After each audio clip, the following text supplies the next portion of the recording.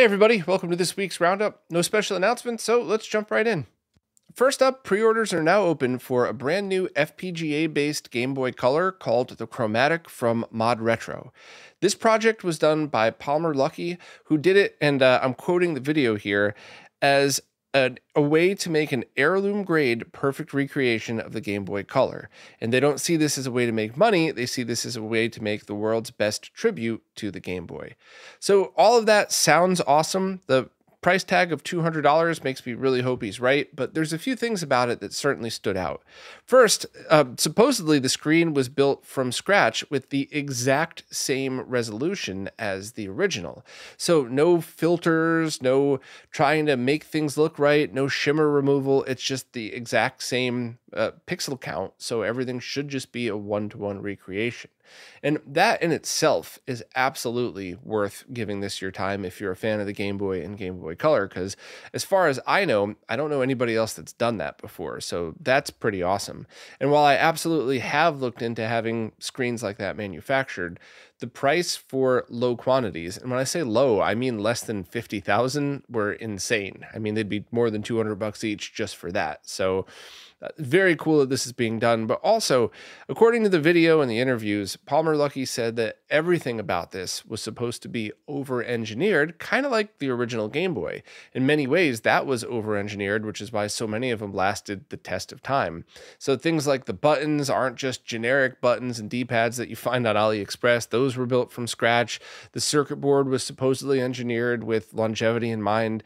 And there's a bunch of different color combinations, and you could choose from Japanese or English writing on it. So my guess is, if you're somebody, and this is just a guess, obviously it's pre-orders, no one in the community has gotten one yet, but my guess is that if you love the Game Boy and Game Boy Color, and those are your favorite handheld platforms, this is going to be just the perfect way to pick up something off the shelf and play it without modding an original.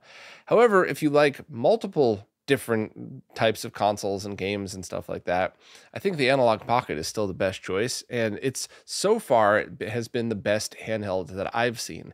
Now, I'm not a strong handheld gamer. I was for a large part of my life, but now I like tiny phones and giant TVs, and I just want to play this stuff on a big TV on my couch. So I might not be the best person to talk about this, but I'd love to see Mako get one. I'd love to see Tito get one. And I really hope Palmer Luckey is paying a little bit more attention to the community than he seems to be. Right now, he seems to be focused on Logan Paul and harassing Joe Redifer on Twitter. Don't really understand that, but I don't really get how many people act on social media, so whatever. But if you want more specs and more details on this thing, definitely check out, I basically just copied and pasted from their main page. The only thing that's still very unclear is they say there's USB-C lagless video output, but there's zero information on that whatsoever, so I don't know what that means at all. Hopefully there'll be more things coming, and supposedly it was shown maybe it was shown at the SoCal Retro Gaming Expo last weekend. I don't know. Or maybe that was just where they crashed the Tetris thing. I don't really get or care about any of that. No disrespect. I'm here to talk about the hardware, not any of the weird shenanigans they're trying to play. Next up, Retrobit have just opened pre-orders on an official re-release of the game Rodland for both the NES and the Game Boy. The NES version is $55 and the Game Boy version is $45, and pre-orders are going to be open for about a month. So you'll have till July 7th to put your order in if you want either of these, and both should ship by the end of this year. Each come with slightly different things, but they're all complete in box versions, so just check out their respective sale pages to see exactly what's coming with each. And at the moment, I have links to US and German sellers, and I believe a UK seller is going to be listing this soon, so if you live in the UK, maybe just hold off for a couple of days and check back. I also have an affiliate link to the original game on eBay should you be interested in that. However, when I checked, there were no complete in box versions and they're all very expensive. So I guess this is hardcore collectors only if you wanted something like that. And, it's always my strong opinion, just my opinion. You are very welcome to disagree with me, but when a company does a re-release on a game that is rare and hard to find and expensive, I like it. I think it's a good thing. And RetroBit has had a pretty good history of that. It's not like some other companies that re-released a game that you could buy for 10 bucks in a bin, at a local game store. This is something that you can't really find, and when you do, it's expensive. So I'm happy to see this. Of course, there's other ways to play it and stuff like that, but this is for people that want original cartridges on original hardware or really great clone hardware, like some of the other stuff I've talked about recently. But so I'm all for it. But as always, when you get these, check them, take pictures, make sure the cartridge edges are beveled, or in the case of the Game Boy, only one edge would have to be because only one edge slides in. Check to make sure that they're properly built. Make sure that everything's made well. And I know I sound like a broken record. Probably people are too old to understand that reference, but whatever. I'm going to keep saying it until we all start doing it. If these companies do it right, they want you to show off all of these pictures. It's not starting drama. It's awesome. If you're a company that puts the time and the effort in to build something correctly, you want people to recognize that. And on the flip side, if you've done everything correctly and one of your manufacturers pulls a switch on you, which totally happens all the time, you get your pre-production samples, you get your first little batch of production sent to you, and then you have everything distributed, and you come to find out that your customers are not getting what you put through quality assurance. You want to know that too. It sucks a lot, but you also want to know that. So don't be afraid to put pictures up online and to talk about these things, because if they've done their homework, which, RetroBit has in the past, that's going to be a very good thing for them. And if they haven't, it's not a witch hunt. It's not let's burn down RetroBit. It's, hey, let's make sure that this gets corrected. Whoever made the mistake corrects it. We get the new ones and we're done. But it's important that we continue to do it. So let's just, this seems like a pretty cool game. It seems like something that a lot of people might want. So let's just make sure we get what we pay for. Next up, Retro Gamer Store has just started selling a cartridge adapter kit that allows you to use a Sega Master System EverDrive inside an MK2000 Japanese Master System. So this is something that's pretty cool for anybody that wants to use one of these, because while sure, there are different cartridge adapters out there that allow you to stack up your carts on top, and there's that one that allows you to use the rear port. You got to do some cutting, and there's some compatibility issues there.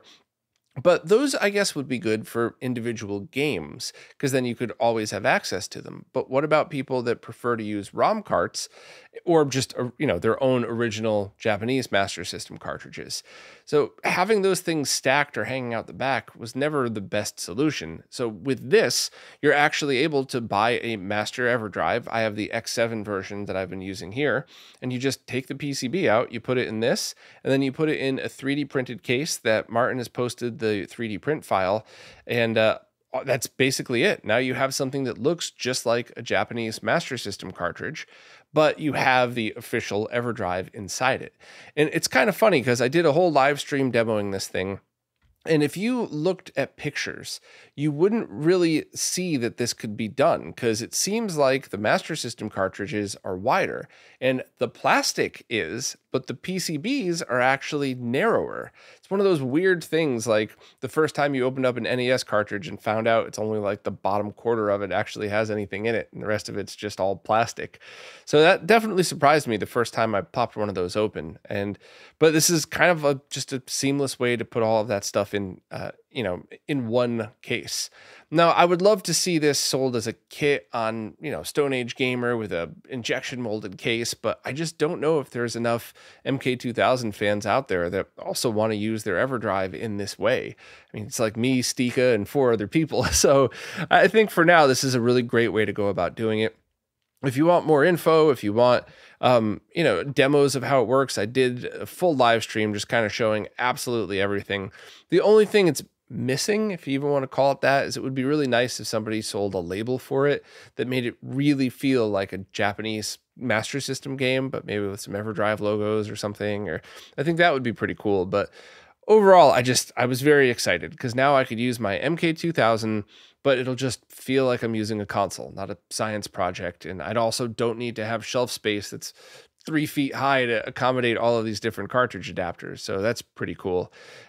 As a quick note, I don't want to get into this because it's sort of off topic, but one of the some of the many reasons why you might want to use a Japanese Master System is because it has the 3D glasses adapter built in, the rapid fire module built in, but also the FM sound chip built in as well. So you have basically every accessory for the Master System already included in this one thing that looks, for the most part, just like a standard North American Master System, but it has all of that extra stuff. You do need a custom RGB cable for it if you're going to use RGB out, but other than that, I mean, I love it. I'm very happy that I still own one, and I just think it's very cool that Martin was able to release this. So buy yours if you want, but links to everything and the demo in the live stream is all right there. Next up, the developer Infidelity has just released his latest NES to SNES conversion, this time for the game Mega Man 3. As always, it has the original soundtrack, but this one does include an MSU1 soundtrack as well. And while I went off on a very positive rant a while back that I linked to here if you want to know why these are such important conversions, the short version is they allow for things like the same exact game that you know and love, but with almost no sprite flicker, almost no slowdown, and they allow for SNES related enhancements like digital audio soundtracks, high ROM, fast ROM, and all that other stuff. So I have a link to I copied and pasted all of the stuff that the developer put into this, as well as some of the few changes that were made. And if you want to see it in action, My Life in Gaming just did a live stream of it. So if you want to see what it looks like, definitely check that out. But I love these conversions. Some of these games that I've played, I don't think I'll ever be able to go back to the originals because of the no slowdown and no sprite flicker. And while I do really like the MSU1 audio stuff, I very often just prefer the original soundtrack that I've always liked. It's like playing the exact same game the way the developers probably would have wanted you to if the NES was more powerful. So that's just my opinion, but try it for yourself and see. All of the releases are under the archive.org link I included here. And please also consider supporting the developer because I want to see more of these. And I think the developer is going to be trying a few games that are, let's just say, it's going to get interesting soon, and I'm really looking forward to seeing what comes next. So check out the post for links and more info. And once again, thank you to all of the devs who work on these because I really think they're underrated and more people need to check these out. Next up, Lou from Lou's Retro Source just posted a video about RenderManiac 3rd's Analogizer, which is the device that allows you to use your Analogue Pocket on a CRT. And Marco Retro just did a similar video a few weeks ago, but I really think that watching both of them is absolutely what you need to do to make sure that this is the device for you. And I think there's so many scenarios in which the answer is going to be a very big yes, because you have your Pocket that, let's just say, you mostly use in handheld mode, you mostly use it on the go, but you still want to take advantage of that awesome CRT that you have sometimes. I think that's the perfect scenario, but it doesn't work exactly the same as the official dock would have.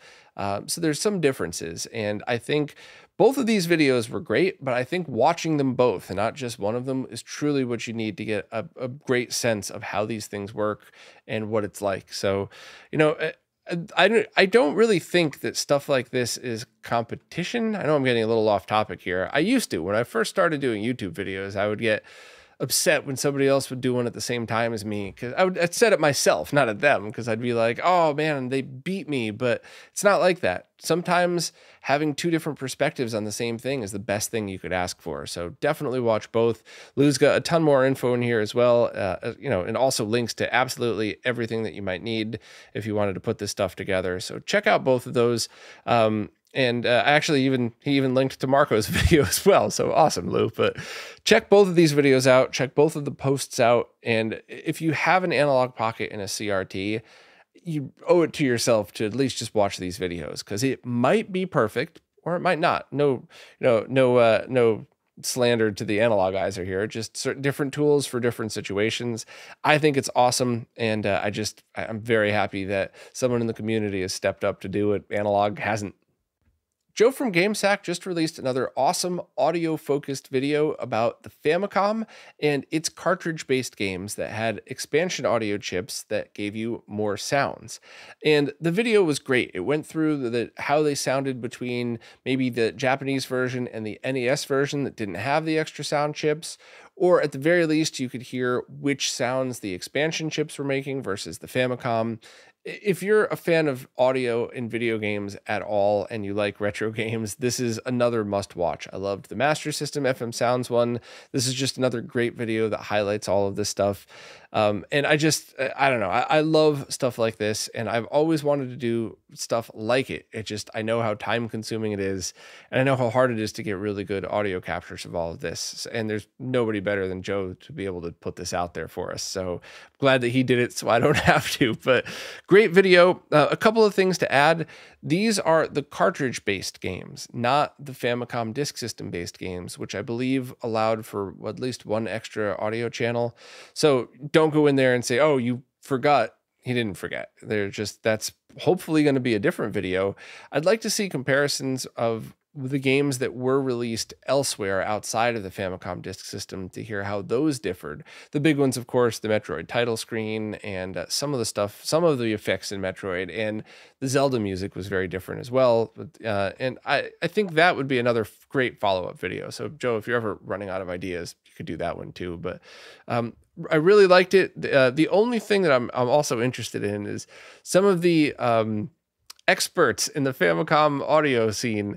What were the levels like? Because when it comes to Famicom hardware, some of the original revisions don't sound like the later revisions, and it's the way the circuits were made and the mixing. So you could have an original game, and you could build a time machine, go back in time and get these off of the assembly line. It's not wear and tear over the years. They will actually sound different. It will mix the sound channels slightly different.